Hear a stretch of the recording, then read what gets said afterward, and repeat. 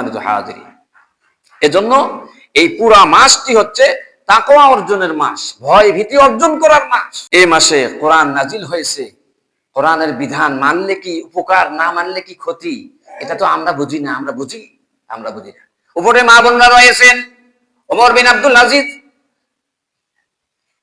তার জামানায় আপনারা সবাই গল্পটি শুনেছেন। ফরমান জারি হয়েছে দুধের মধ্যে পানি দেয়া যাবে না, হারাম। জাতির চরিত্র যদি সুন্দর হয় তাহলে দেখেন সমাজ কেমনে সুন্দর হবে, বরকত কিভাবে আসবে। ওমর রাদিয়াল্লাহু তাআলা রাত্রে ঘুরে ঘুরতেছেন। রাত্রে ঘুরতে দেখেন এক বাড়িতে সংবাদ আসতেছে, কানে আসতে আওয়াজ আসতেছে। মা তার মেয়েকে বলতেছে, ও হে কন্যা, তুমি দ্রুত তাড়াতাড়ি করে দুধের মধ্যে পানি মিশাও। মেয়ে বলতেছে, কেন? ওমর ফরমান জারি করেছে, হারাম কাজ করা যাবে না, অবৈধ কাজ করা যাবে না, মানে ভেজাল দেয়া যাবে না। মা বলতেছে, ওমর তো কোথায় ঘুমাচ্ছে, সে কি দেখতেছে নাকি তুমি দ্রুত পানি মিশাও? মেয়ে বলেছে, না, ওমর যদি নাও দেখতে পারে, নাও শুনতে পারে, ওমরের রব তো আমার আল্লাহ, ওমরের রব যিনি, আমার রব যিনি, তিনি তো দেখতেছেন। আমি কখনো দুধে পানি মিশাইতে পারবো না। কিন্তু বাইদি ভাই, এই কথাটা ওমর রাদিয়াল্লাহু তাআলা আনহু তার কানে চলে আসছে, তিনি শুনেছেন, ওই বাড়ির পাশেই ছিলেন। তৎক্ষণাৎ ওমর রাদিয়াল্লাহু তাআলা তৎক্ষণাৎ বাড়িতে চলে আসলেন, বললেন, ওমর তার ছেলেকে বললেন, ছেলে শোনো, আমার পছন্দ করলাম, এই জামানার মধ্যে একটা মেয়েকে আমি পছন্দ করলাম, তার রূপ দেখলাম না, তার বংশ দেখলাম না, সম্পদ দেখলাম না, কোন শিক্ষাগত যোগ্যতা দেখলাম না, একটা যোগ্যতা আমার কাছে অনেক বড় দামি হয়েছে, সেটা হলো তাকওয়া। কি ছিল? তাকওয়া। সেই তাকওয়া দেখে তার সন্তানকে দিয়ে বিবাহ করাইছে।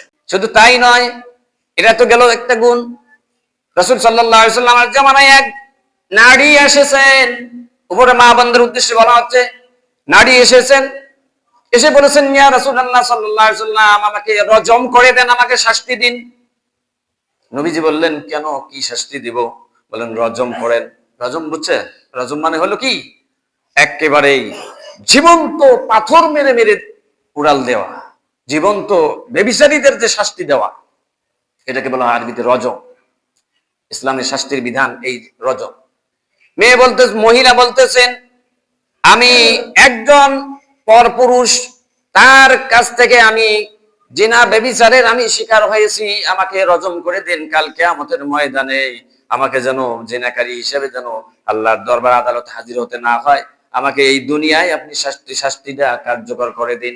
মহিলা এই কথা শুনে নবীজি মুখ ফেরাই নিয়েছেন। মহিলা আরেকদিকে আবার বলছেন, হুজুর বিশ্বাস করতে পারতেছেন না, সত্যি সত্যি আমার রজম করে দেন, আমার শাস্তিটা কার্যকর করে দেন। নবীজি আবার মুখ ফিরাই নিলেন। আবার ওই মহিলা পেরেশান হয়ে শাস্তি ভোগ করার জন্য চাপ দিলেন। নবীজি সাল্লাল্লাহু আলাইহি সাল্লাম বললেন, আচ্ছা ঠিক আছে, কিন্তু তুমি কি ব্যভিচার হওয়ার পরে, শিকার হওয়ার পরে তুমি কি তোমার গর্ভধারণ করেছো কিনা? ওই মহিলা বললেন, হ্যাঁ, আমি গর্ভধারণ করেছি। নবীজি বললেন, ঠিক আছে, তাহলে তুমি পাপ করেছো, গর্ভধারণের বাচ্চা কিন্তু পাপ করে নাই, গর্ভধারণ পর্যন্ত, বাচ্চা প্রসব হওয়া পর্যন্ত অপেক্ষা করো। মহিলা চলে গেলেন। পুলিশ দিয়ে ধরে আনা লাগলো না, মামলা রুজু করা লাগলো না, ফাইল করা লাগলো না, তাকে গোয়েন্দা নজরদারিতে রাখা লাগলো না।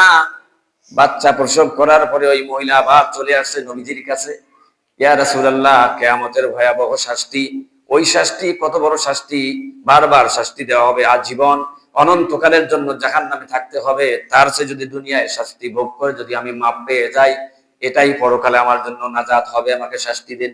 নবীজি বললেন, মেয়ে বাচ্চা প্রসব করেছো ঠিক আছে, কিন্তু বাচ্চার উপর তোমার একটা অধিকার, হক রয়েছে, দুগ্ধ পালন করা 2.5 বছর পর্যন্ত। যাও, দুগ্ধ পান করা পর্যন্ত তুমি বাচ্চাকে লালন পালন করো, দুগ্ধ পান করাও। ওই মহিলা আবার চলে গেলেন। চলে যাওয়ার পরে নবীজির কাছে 2 বছর পরে আবার এসেছেন, একটা রুটি নিয়ে এসেছেন।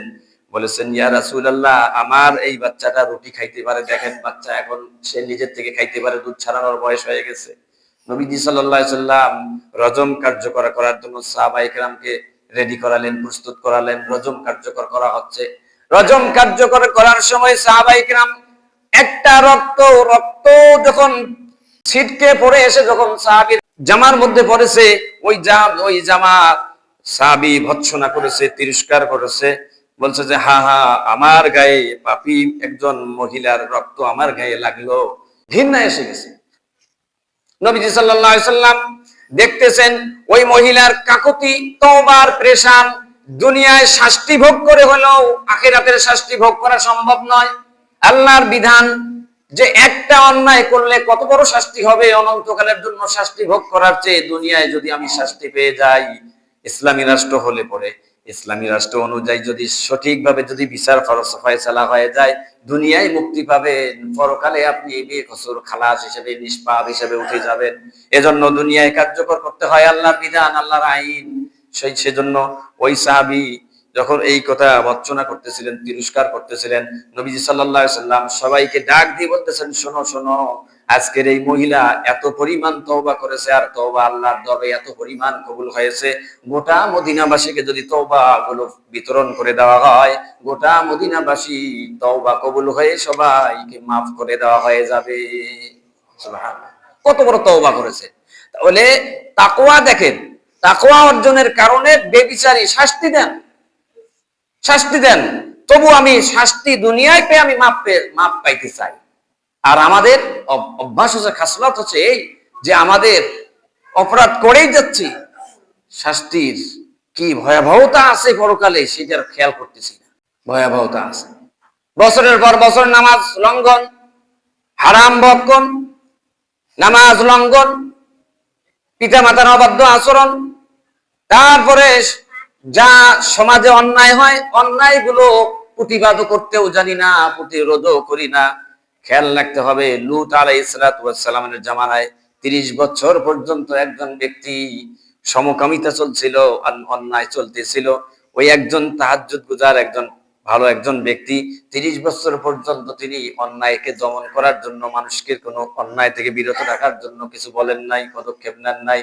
আল্লাহ তাআলা ওই লূত আলাইহিস সালামের জাতির কাছে আল্লাহ তাআলা জমিনটা উল্টায় দিয়ে মেরে ফেললেন, সবাইকে ধ্বংস করে দিলেন।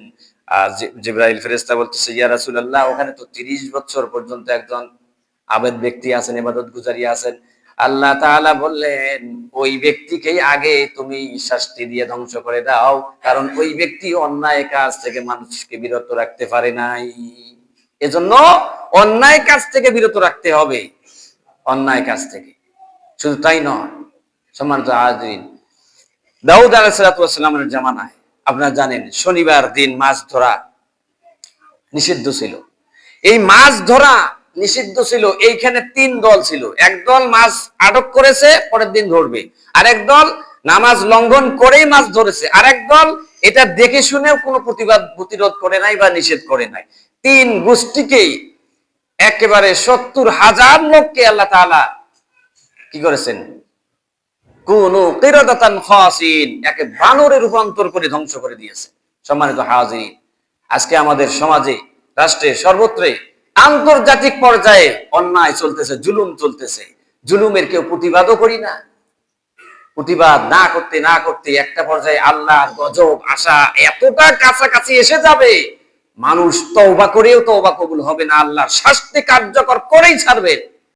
সম্মানিত হাজিরিন, এজন্য আমাদের উচিত মাহে রমজান মাসে আমরা তাকওয়া অর্জনের মাসে সাদকাতুল ফিতর দেব। সাদকাতুল ফিতর কত টাকা? কত টাকা? 110 টাকা সর্বনিম্ন, আর ঊর্ধ্বে আরো বেশি আছে। সম্মানিত হাজিরিন, সেটা দেব আমরা কাকে? গরিব মিসকিন অসহায় যারা আছে তাদেরকে দেব। 7.5 তোলা স্বর্ণ, 52 তোলা রৌপ্য পরিমাণ অর্থ সম্পদ যদি কারো 1 বছরের বেশি থাকে, তাহলে তাকে যাকাত দিতে হবে। আর এতটুকু সম্পদ শুধু নয় যে ঈদের দিনের অন্ন বস্ত্র খাদ্য এটা নির্বাহের পরে যদি শুধুমাত্র তার যাকাত ফিতরা দেওয়ার মতো টাকা থাকে, ওই ব্যক্তিকে ফিতরা দিতে হবে, ওই ব্যক্তিকেও ফিতরা দিতে হবে। সম্মানিত হাজিরিন, যাকাত পরিমাণ সম্পদ হওয়া ফিতরা দেওয়ার জন্য শর্ত নয়। যাকাত দেওয়ার জন্য শর্ত হলো যাকাত পরিমাণ সম্পদ। স্বর্ণের ক্ষেত্রে 52 তোলা, রৌপ্যের ক্ষেত্রে টাকা পয়সা সম্পদের ক্ষেত্রে বলা আছে যে 52 তোলা, তোলা মানে ভরি, ভরি সম পরিমাণ যদি অর্থ সম্পদ থাকে, তার উপর যাকাত দেওয়া ফরজ। এই যাকাত রাষ্ট্রীয়ভাবে ফরজ। আল্লাযীনা ইম্মাক্কান্নাহুম ফিল আরদি আকামুস সালাহ ওয়া আতাউজ যাকাত, রাষ্ট্রীয়ভাবে ফরজ কার্যকর করা জরুরি। কারণ ওয়াফি আমওয়ালিহিম হাক্কুল লিসাইলি ওয়াল মাহরুম অসহায় বেশ বঞ্চিত অভাবী ব্যক্তিদের এটা করুণা দয়া নয়, এটা তাদের অধিকার। এখন আমি যদি জাকাত দেই, আমাকে সবাই কি করবে? সম্মান করবে, সালাম দেবে, এই করবে, সেই করবে। আমার ব্যক্তি পূজার শিকার হতে পারি, আমি ব্যক্তি পূজার শিকার হতে পারি, আমার উপর শিরক আসতে পারে, আল্লাহকে বাদ দিয়ে আমার উপর পূজা শুরু করতে পারে, আমাকে সম্মান বেশি দিতে পারে। এজন্য ইসলাম কত সহজ করে দিচ্ছে। রাষ্ট্রের কাছে জাকাত দাও, ব্যাংকে জাকাত দাও, সেখানে জাকাত দিলে পরে সেই জাকাতের এই শাড়ি লুঙ্গি সিরিয়াল করে দেওয়া লাগবে না। যে জাকাতের সম্পদ এবছর যাকে দেওয়া হলো, সেই সম্পদটা তাকে একটা কর্মসংস্থানের জন্য পরিবেশ সৃষ্টি করে দেওয়া হয়, যাতে করে সে আগামী বছর জাকাত নেওয়ার জন্য আসে না, জাকাত দেওয়ার জন্য আসতে পারে। সুবহানাল্লাহ। আমাদের দেশের অবস্থা হলে এবছর যিনি জাকাত নিতে আসছেন, পরের বছর উনি নাতি পুতি আরো সহ আরো আসতেছেন, সংখ্যায় বেশি নিয়ে আসতেছেন। উদ্দেশ্য হলো কি? জাকাতের সিস্টেম আমরা, ইসলাম যা বলে আমরা সেই পথে নাই। সম্মানিত হাজিরিন, ওই যে অন্ধের হাতি দেখার মতো ইসলাম হয়ে গেছে আমাদের। সম্মানিত হাজিরিন, তাহলে আমরা ইতিকাফের কথা বলতেছি। ইতিকাফ অবস্থান করা। ইতিকাফ হচ্ছে অবস্থান করা। জেলখানায় অবস্থান করেন, বাড়িতে অবস্থান, বিভিন্ন অবস্থান করেন। জেলখানায় অবস্থান করে আসলে পরে একজন ব্যক্তি কি হবে? একজন ব্যক্তি তার মামলা আবার থাকতেও পারে। 10টা মামলা আছে, আপাতত মুক্তি পাইছে, মামলা আছে।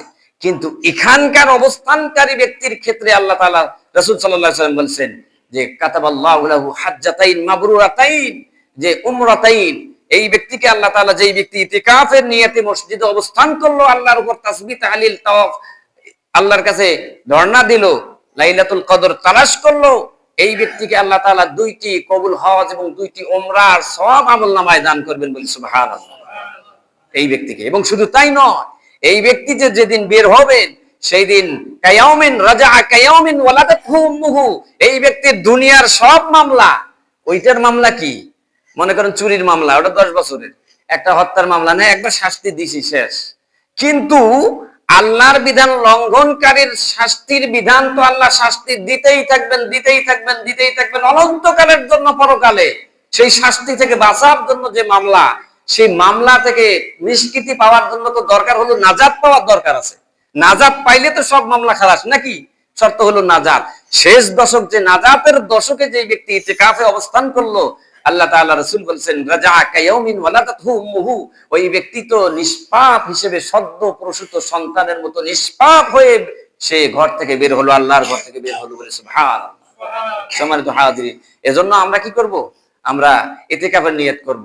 ওই যে প্রচলিত নিয়মে দায় সারা একজনকে ধরে দিলাম, আপনি থাকেন ইতিকাফে, আপনি ডাকে নিয়ে আসেন, কিছু একটা দেওয়া হবে, দায় সারা করলে হবে না। সম্মানিত হাজিরিন, যুবকরা এগিয়ে আসতে পারে ইতিকাফের জন্য।